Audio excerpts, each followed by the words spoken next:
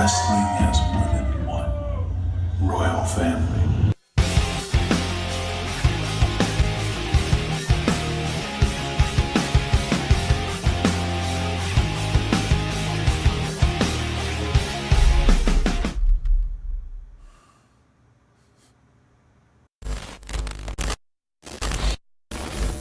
Tout le monde critiquait ce show, tout le monde n'était pas hype pour ce show, tout le monde critiquait, disait que ça allait être un mauvais show, etc. J'étais un des seuls à dire, les gars, attendez, il peut quand même avoir des trucs sympathiques, des trucs cool. Eh bien, j'avais raison. Franchement, les gars, je sais pas vous, dites-moi vos avis dans les commentaires, mais TLC 2018 était vraiment très cool. Alors oui, il y a eu des purges, on va pas se le cacher. Il y a eu 2-3 trucs qui étaient vraiment très chelous. Des résultats également, on en parlera dans quelques minutes. Mais concrètement, j'ai pas eu de difficulté à regarder TLC ce lundi soir, parce que je l'ai regardé en différé, bien sûr. Et ben voilà, c'était pas compliqué, c'est passé crème. Les 3h50 de show sont passés très crème. Il y a eu de très bons trucs, hein. On va parler du main event plus tard, parce que je crois que le main event, c'est vraiment à part. Là, pour le coup, on peut dire ce qu'on veut sur les femmes, sur la division féminine, etc., que les mecs, voilà. Mais quand même, ils donnent des bons trucs aux femmes. On peut dire ce qu'on veut. Concrètement, je crois que ça fait déjà trois matchs que je dis ça pour les femmes, mais là, je crois qu'elles ont refait un match de l'année, tu vois.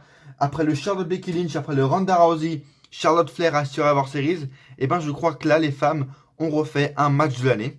Et en plus, avec une décision, je veux dire, qui est parfaite. Ronda Rousey, qui est intervenue à la fin, j'y avais pas pensé. Et puis, quand elle est arrivée, je me suis dit, putain, mais oui, c'est ça qu'il fallait faire. Bravo, c'est une bonne idée pour continuer la rivalité. C'était une très bonne idée. Et voilà, bravo encore une fois aux femmes qui ont pour la première fois, je crois, fait le main event d'un pay-per-view. Et puis voilà, il y a eu quand même 2-3 trucs sympathiques. Le match à 3 équipes pour les titres par équipe de SmackDown était plutôt sympathique. Voilà, était vraiment très passable. On va revenir sur le Corbin Strowman que moi je trouve vraiment également sympathique. Natalia Ruby Riott, tout le monde crachait dessus. Et ben, au final, et ben, tout le monde a été content et tout le monde a été servi. C'était un match très sympa, malgré quand même quelques défauts, on y reviendra dans quelques minutes. Voilà, quand même quelques purges, mais aussi, voilà, Randy Orton, Rey Mysterio qui était pas mal. Juste le Rollins, Ambrose. Voilà, faudra m'expliquer également ce qu'ils ont fait avec ce match. Seul point positif du match, concrètement, entre les deux, c'est que, voilà, maintenant, je pense qu'Ambrose, que Rollins, pardon, va enfin se diriger vers le main event, vers le titre universel, et ça fait extrêmement plaisir.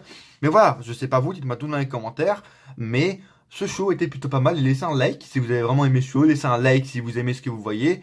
C'est une review assez différente que d'habitude, c'est tout simplement parce que c'est pas que je peux pas filmer ma tête, c'est juste que, voilà, il est tard, à l'heure où je parle, enfin il est tard, il est 19h30, mais voilà, avec la lumière artificielle de ma lampe, etc., il y a vraiment pas une très bonne luminosité, et j'avais vraiment pas envie de proposer un truc bizarre avec une luminosité, pardon, vraiment médiocre. Du coup, je me suis dit, bon, eh ben écoutez, je vais faire de l'audio, hein, je vais faire une Anaconda Vice, et puis je vais faire de l'audio, tout simplement. Donc, voilà, vous allez avoir des images, vous allez sûrement avoir peut-être une petite musique de fond, les notes qui vont apparaître, etc. Voilà, vous pouvez écouter ça en audio ou en vidéo comme vous le voulez. La note du pay-per-view sera à la fin de la vidéo, donc restez bien jusqu'à la fin. Mais d'abord, avant de commencer la vidéo, parce que j'ai 30 minutes max pour filmer sur mon portable, je voulais revenir sur, voilà, depuis quelques jours, etc., je suis un peu inactif sur les réseaux sociaux, plus que d'habitude. C'est simplement parce que j'ai pas le temps, les gars. Déjà, j'ai les cours, etc., mais surtout les vidéos. Je veux dire, vous savez très bien, il y a 3-4 vidéos qui vont sortir pour cette fin d'année, qui vont résumer l'année 2018. Et juste, j'en ai fait une sur 4. Là, ce week-end, j'en ai fait une sur 4. Et ça a pris 15 heures de montage, les gars. Plus de 100 photos, 130. Et ça a pris 15 heures de montage. J'en pouvais vraiment plus à la fin. J'étais vraiment exténué. C'est comme si j'avais gravi le Mont Blanc. Tu vois, genre j'étais exténué à la fin. 15 heures de montage en 2 jours. Ça faisait longtemps que j'avais pas fait ça. Pour pas vous le cacher, j'ai déjà fait ça. Mais ça fait très longtemps que j'avais pas fait. Donc réellement, les gars, soyez là. Les dates pour la sortie des dates de ces vidéos, de toute façon, sortiront et seront publiées sur Twitter. Donc allez me suivre sur Twitter, sur Facebook, parce que c'est là où la date des publications de vidéos seront tout simplement dites, hein, voilà. Mais surtout soyez là parce que ça me ferait extrêmement plaisir. J'ai passé beaucoup de temps à écrire, à tourner et surtout à monter ces vidéos et j'en ai monté qu'une sur 4. Donc les gars, s'il vous plaît, soyez présents, mettez un pouce bleu pour me soutenir, pour continuer le montage des autres vidéos, s'il vous plaît, c'est hyper important, ça me ferait beaucoup de bien, parce que là, 15 heures de montage de ma gueule, en un week-end, c'est sûr que c'est pas mal, tu vois ce que je veux dire. En plus, après, j'ai le bac blanc, une semaine après la rentrée, du coup, pendant les vacances, j'aurais révisé le bac blanc. Enfin bref, beaucoup de choses qui vont se passer en ce début d'année 2019. Comme je vous l'ai dit, on va pas perdre de temps, on va commencer maintenant, j'ai un temps limite pour filmer. On va parler du pré-show, juste d'un seul match que je voulais regarder tout simplement, c'est le match Cruiserweight. Cédric Alexander contre Buddy Murphy pour le titre Cruiserweight. Encore une fois, vous connaissez mon avis. Je regarde 205 Live depuis maintenant 1 an, depuis que ça a repris, depuis que Triple H a repris les rênes et que c'est rebond, tu vois ce que je veux dire, que c'est bien construit. Je suis déçu que ce soit en pré-show. Concrètement, je veux dire, ils mettent des matchs comme le Mixed Match Challenge ou dans le main show et ils mettent Buddy Murphy contre Cedric Alexander dans le pré-show. Là, faudra m'expliquer. Toutefois, c'était quand même un match pas mal, on va pas se le cacher. C'était du Cruiserweight. Ça a fait le taf concrètement, juste la fin qui était un peu bizarre, un peu rapide. Buddy Murphy conserve, c'était prévisible, 10 minutes.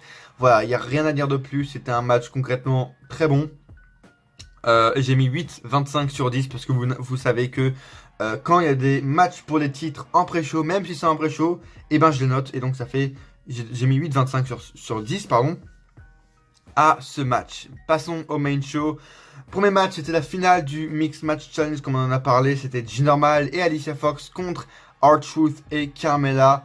Concrètement, j'étais pas hype du tout. Moi, je m'attendais à un petit Miz ou Asuka, etc. Mais après, j'ai tilté. Je me suis dit, ah oui, c'est vrai qu'Asuka a un match plus tard. Mais bon, voilà. Ils ont pris les deux, entre guillemets, pires équipes de ce truc, tu vois, de ce Mixed Match Challenge saison 2.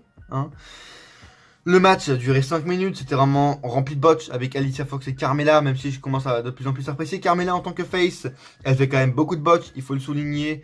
C'est bien, ils sont allés jusqu'au bout avec le truc, avec le push de Mela et R-Truth, parce qu'ils ont gagné. Du coup, ils arriveront numéro 30 au Royal Rumble. C'est très bizarre, mais bref, on va voir. Moi, je vous le dis concrètement, je pense... On en reparlera dans la vidéo pronostic du Royal Rumble l'année prochaine, hein, pour le coup. Mais je pense qu'il y aura un numéro 31 ou une couille comme ça pour le Rumble. Je vois pas en fait qu'ils tiennent leur truc. Je pense qu'ils arriveront au numéro 30, hein, R-Truth et Carmella. Mais il y aura un numéro 31 ou un truc du genre. C'est pas possible autrement. Je vois pas, je vois pas la WWE finir le Rumble et les arrivées du Rumble sur ça. Sur R-Truth et Carmella. Concrètement, je vois pas ça. Donc bon, voilà, match, j'ai mis 3,75 sur 10. C'était pas un match de fou. Et voilà, R-Truth et Carmella vont aller en vacances, hein, plutôt, à Stamford, parce que, ça j'ai pas compris également, mais ceux qui gagnaient avaient le droit à des vacances. Pourquoi pas? Ça apporte rien, mais pourquoi pas? Voilà, 3,75 sur 10, on va pas y passer plus longtemps. Deuxième match, c'était le Triple Threat Tag Team Match pour les titres par équipe de SmackDown. Your boy, The New Day, contre les Usos et contre The Bar qui défendaient donc leur titre. Le match était concrètement très bon, hein, on s'y attendait. Pas du tout de botch, assez rythmé. Je comprends pas par contre pourquoi il y avait que deux superstars alors qu'il y avait 3 équipes sur le ring. Pourquoi il y avait que 2 superstars sur le ring. Il y avait également beaucoup de botch, si je puis dire, de tag, parce qu'à un moment il y avait voilà, à un moment c'était Cesaro et Kofi qui étaient légaux sur le ring, si je puis dire, et puis après il y a un des Usos qui a tagué, puis Cesaro est quand même resté, et puis c'était très bizarre au niveau des tags. Le match était sympa, la fin encore une fois arrive un peu trop vite. The Bar qui gagne assez rapidement à la fin avec un brogue kick et court, 12 minutes également, mais là c'est le gros point négatif de pratiquement tous les matchs ce soir, c'est qu'ils ont été courts. Voilà, c'est ça le problème de faire trop de matchs à chaque fois en si peu de temps, c'est que même les matchs qui ont besoin de temps, sont trop courts et voilà, ils n'ont pas assez de temps pour eux. C'était quand même un match sympathique à regarder, j'ai mis 8,75 sur 10.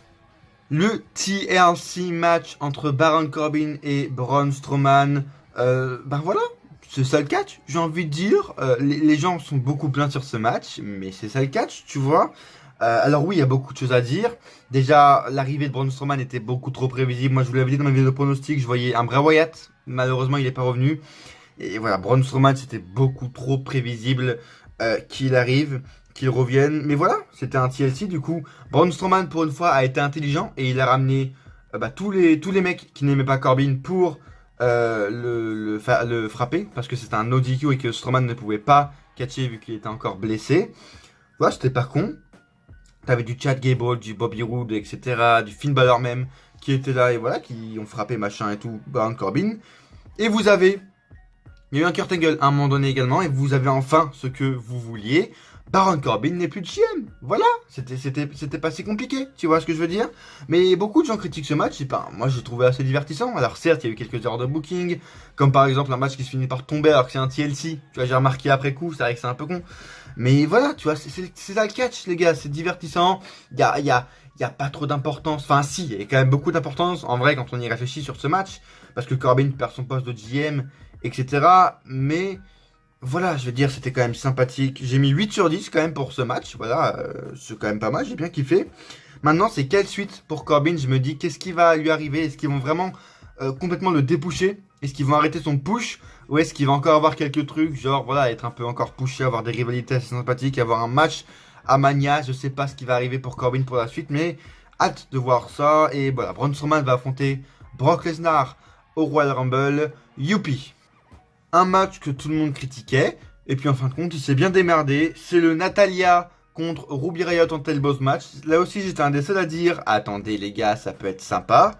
Et bah, c'était très très sympathique. Alors oui, certes, encore une fois, un peu trop chorégraphié. C'est le gros point négatif du match et qui me sortait un peu du match. Des fois, c'est qu'on voyait vraiment que Ruby Riott et Natalya se parlaient, etc. Et que c'était un peu beaucoup chorégraphié. Que Natalya, des fois, se mettait là toute seule pour...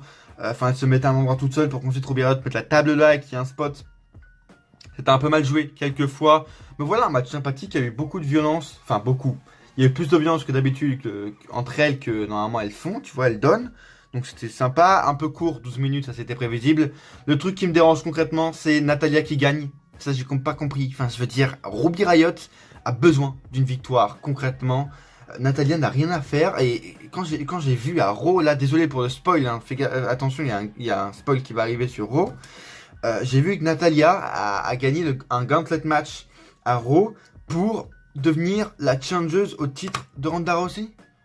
Mais qu'est-ce qu'elle vient faire pour le titre de Raw? C'est Ruby Riott qui devrait être à sa place. C'est pas Natalya. Elle a rien à faire ici. Et du coup, ça m'a vraiment énervé que Ruby Riott perde encore face à Natalya. Je veux dire, c'est incompréhensible. Elle a vraiment pas besoin d'une victoire. C'est vraiment débile. C'était voilà, une victoire pour rendre hommage au père de Natalya, Jim Neidhart, qui est mort.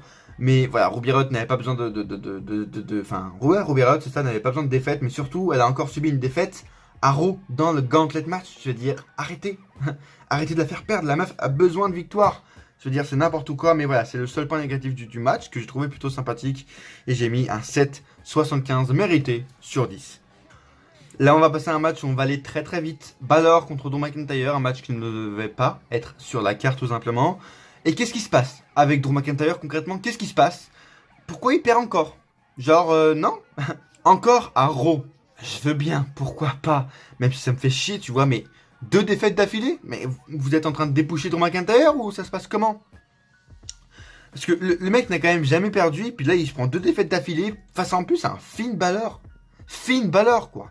Enfin, waouh. Alors, ok, il y a une intervention de Dolph Ziggler, mais putain, quoi, je veux dire, c'est Drew McIntyre, les gars, c'est votre futur main eventer, votre futur champion universel.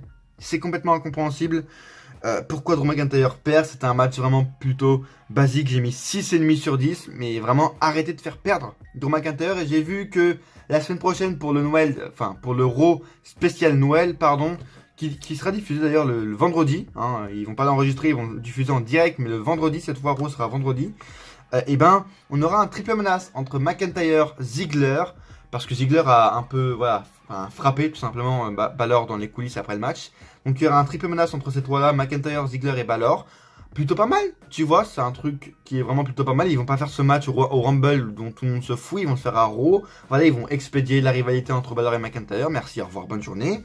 Ils pourront enfin s'attaquer à une vraie rivalité qui est McIntyre contre Ziggler. Et voilà, j'ai hâte de voir le triple menace qu'il y aura la semaine prochaine entre eux. Et puis voilà, le match, rien à dire, j'ai mis 6,5 sur 10. Match de chaise entre Randy Orton et Rey Mysterio. Encore un match où les gens gueulaient beaucoup et puis voilà, le match finalement était sympathique. Alors, j'ai pas pu pronostiquer ce match dans ma vidéo pronostic parce qu'il est sorti après que j'ai fait ma vidéo, mais tout simplement pour vous dire que, pour vous dire mon avis sur cette rivalité, bah elle était plutôt cool. Et beaucoup de gens disaient ouais putain mais c'est n'importe quoi, la rivalité sert à rien, etc. Les gars, gueulez pas, c'est une rivalité qui mange pas de pain et voilà, c'est une rivalité qui mange pas de pain. Rey Mysterio et Randy Orton comme ça sont dans une storyline, ils font pas rien, tu vois, ils sont dans un truc quand même, ils ont un truc à faire. C'est une rivalité qui va décrédibiliser ni Orton ni Mysterio. Donc pourquoi pas, tu vois, en plus c'est un match de chaises, je me suis dit putain, voilà, Randy Orton il peut faire tout avec un objet, donc pourquoi en avoir plus, tu vois, j'étais quand même hypé par ce match. Quelques points négatifs quand même, le match était un peu lent pardon, des fois, ce qui faisait qu'on voyait arriver les prises, qu'on voyait arriver les spots, etc. C'est ça qui était un peu dérangeant et qui me sortait un peu du match, c'est que des fois, Randy Orton est lent, ok, il fait du Randy Orton, mais c'était un peu trop lent, vraiment parfois. Et pourquoi, comme le match d'avant, pourquoi Rey Mysterio gagne? Je veux dire, est-ce que c'est plus Rey Mysterio qui va faire des choses en 2019 ou Randy Orton? Je veux dire, je pense que Randy Orton aura plus de trucs à faire que Rey Mysterio en 2019. Alors encore une fois, ok, c'est son premier pay-per-view à Rey Mysterio depuis son retour, son premier pay-per-view en 1v1, mais je pense qu'Orton avait plus besoin d'une victoire, parce qu'il va faire plus de choses l'année prochaine, tout simplement. Je pense qu'il aura une petite rivalité avec AJ Styles, pourquoi pas. Je pense qu'il sera peut-être même dans la spotlight pour le titre majeur de SmackDown. Donc je veux dire, ça n'a aucun intérêt de faire gagner Rey Mysterio.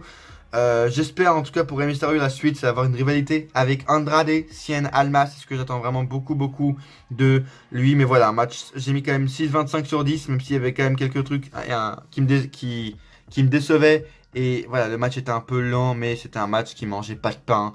Donc j'ai mis 6,25 sur 10. Ronda Rousey contre Nia Jax. J'ai même pas pris de notes pour tout vous dire. J'ai regardé ce match et puis après j'ai fait ok, tu vois, genre je n'avais rien à foutre. C'était un match sympathique, moins bon que celui qu'ils ont fait, ouais, pardon, au Money in the Bank, tout simplement de cette année. C'était quand même regardable. Nia Jax, c'est un peu chiant, mais c'est quand même regardable. Ronda Rousey gagne, merci, au revoir, en moins de 10 minutes. J'ai mis 6 sur 10, rien à dire de plus. On en reparlera de Ronda Rousey plus tard, dans quelques minutes, hein, je pense que vous savez pourquoi. Mais voilà, c'était un match qui se regardait, c'était pas non plus fou. Nia Jax maintenant, merci, au revoir. Voilà, elle se casse de la spotlight du titre et j'espère qu'on va plus la revoir en haut des affiches. Et puis après, on a eu un petit segment de Becky Lynch dans les coulisses. T'avais Nia Jax qui revenait de son match dans les coulisses, etc. Et puis là, t'as Becky qui l'intercepte et puis qui lui dit ah, maintenant t'as voulu me frapper, tu te crois vraiment forte en m'ayant cassé la gueule et tout. Et après, t'as Becky Lynch qui lui fout une droite, une bonne grosse droite dans sa face. Et putain que c'était bon, tu vois. Putain que ça m'a fait du bien que Becky Lynch frappe Nia Jax. Et putain, la meuf en 10 secondes est plus over que tout le roster, tu vois. La meuf, son segment de 10 secondes dans les backstage était meilleur que Raw, tu vois. Genre, putain, merci Becky Lynch, genre, merci quoi. Merci Becky Lynch, c'est vraiment, cette meuf est la boss. Cette meuf est la vraie boss actuellement du game. Y a pas photo. Daniel Bryan remettait son titre WWE en jeu contre AJ Styles dans un match simple. Et putain, waouh quoi. Enfin, un vrai match digne du titre majeur. Tu vois, là c'était un vrai bon match pour le titre VVE qui était hyper intriguant, très bien construit et très, très bien rythmé. En même temps, c'est Bryan et c'est Styles, tu vois, mais vraiment très bien construit, j'ai trouvé. Parce que tout simplement, au début, ils détruisaient avec la force. Au début du match, les 10-15 premières minutes, ils détruisaient avec la force, etc. Et ensuite, quand ils s'étaient beaucoup épuisés, que les mecs étaient blessés, etc., ils ont commencé à entamer des soumissions techniques, etc. Et ils ont commencé à attaquer les prises au sol. Et voilà, une telle bonne construction. Les mecs se détruisent par la force et au bout de 15 minutes, ils sont fatigués. Du coup, ils font des soumissions, etc. J'ai trouvé la construction du match très très bonne et c'est ça qui m'a mis vraiment dans le match. À un moment donné, j'étais vraiment à fond. Quand Styles faisait une soumission sur Bryan et quand Bryan retournait la soumission, etc., j'étais à fond, j'étais vraiment à fond devant mon écran. J'ai kiffé ce match concrètement, c'est pour ça que j'ai mis, je vous le dis tout de suite, un 9,75 sur 10 pour ce match entre Bryan et Styles. Et voilà, c'est un match très bien construit, très impressionné, je ne m'attendais vraiment pas à autant. À un moment donné, ils sont même allés à l'extérieur du ring. Sauf la fin qui m'a déçu, c'est-à-dire que tout était bon, hyper rythmé, etc. Et puis ça s'est fini sur un petit paquet. Voilà, sur un retourné de petit paquet. Bryan a conservé son titre ce soir. Voilà, c'est juste cette fin-là qui me déçoit, c'est que Bryan conserve par petits paquets. Et puis également, au début du match, Bryan qui fuyait un peu, il allait à l'extérieur de ring pour pas combattre AJ. Come on, t'es Daniel Bryan quand même, tu peux... Voilà, ouais, c'est ça que j'aime pas également dès que tu passes de face à heel, c'est que d'un coup, tu deviens lâche. Tu deviens hyper lâche.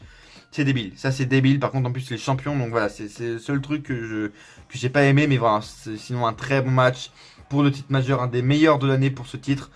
Et j'ai hâte de voir ce que va faire Styles et ce que va faire Bryan l'année prochaine en 2019. Je vais passer très vite sur ce match. Seth Rollins défendait son titre contre Dean Ambrose. J'avais complètement oublié ce match, je vous l'avoue. Quand j'ai regardé le temps, je me suis dit putain, il reste encore 1 heure. Je voyais pas quel match il y avait encore à voir. Et en fin de compte, il y avait encore ce match Ambrose contre Rollins. J'avais complètement oublié. Ils ont donné beaucoup de temps à un match qui n'en valait absolument pas la peine. Ils ont donné 22 minutes à ce match. C'est abusé. Ils auraient pu donner plus de temps au Orton Mysterio. Ou je sais pas moi, au Natalia Ruby Riott par exemple. C'est vraiment débile. Ce match était lent, mais à mourir. Ils ont tué Dean Ambrose, que ce soit au micro, dans son personnage, mais en plus in-ring. Le mec est maintenant ennuyeux, même si c'était pas fou avant. Il est encore plus ennuyeux in-ring. C'était hyper lent. Rien à dire sur ce match. Ambrose maintenant qui est lâche et qui a même essayé de reformer le Shield à un moment donné. Voilà, un vrai heel quoi. Lâche, nul. Enfin, j'ai pas envie de voir Ambrose comme ça, donc j'étais pas du tout investi dans le match. À un moment donné, à la fin du coup, c'était Seth Rollins qui a pété un câble. Et voilà, il a pété un câble sur Ambrose. Et du coup, Ambrose a réussi à l'avoir et à lui porter un Dirty Deeds. Et victoire impressionnante, je m'y attendais vraiment pas pour le coup, de Dean Ambrose. Je me suis dit, putain, ils vont pas donner le titre. Et si, ils l'ont quand même donné à Dean Ambrose. Donc, nouveau champion intercontinental, c'est Dean Ambrose.